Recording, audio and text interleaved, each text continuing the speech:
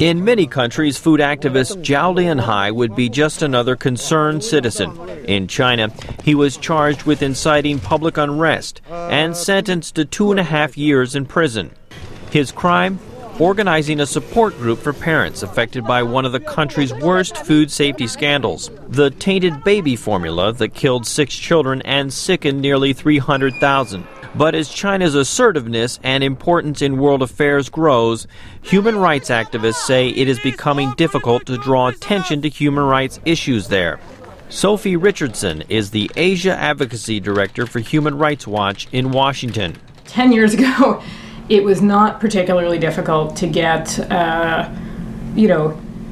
25 members of Congress to sign a letter demanding the release of a particular individual. It's much harder to do now, in part because members of Congress are concerned about whether businesses from their districts are still going to be able to invest in China, whether they're going to make any money, whether the Chinese government will refuse to be more cooperative about sanctions on Iran or North Korea if they sign that letter. Activists say there is a perception problem in the West, that development equals improvements in personal freedom. Some aspects of life in China are certainly better than they were 10, 20, 30 years ago, but there are still real red lines people cannot cross. AIDS activist Wan Yanhai says there is a perception problem among Chinese officials as well. Wan fled China with his family last year. Although Liu Xiaobo is a political dissident, but he's a modest, and he chose to a peaceful petition and for a democratic transition. But also he is not he is friendly to the Communist Party. But he was targeted.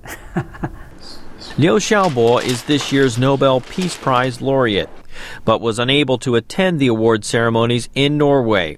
Liu is serving an 11-year sentence for launching an online petition that called for political change in China. China considers Liu a criminal and accuses the U.S. and other countries of trying to meddle in China's internal affairs.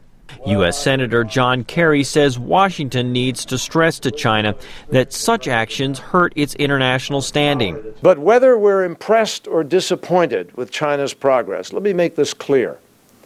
The simple fact is we need China, and China needs us. We have to get this relationship right. U.S. officials say President Obama will discuss human rights with Mr. Hu during their meeting. But activists say they do not expect any surprise announcements from Mr. Hu. William Ide, VOA News, Washington.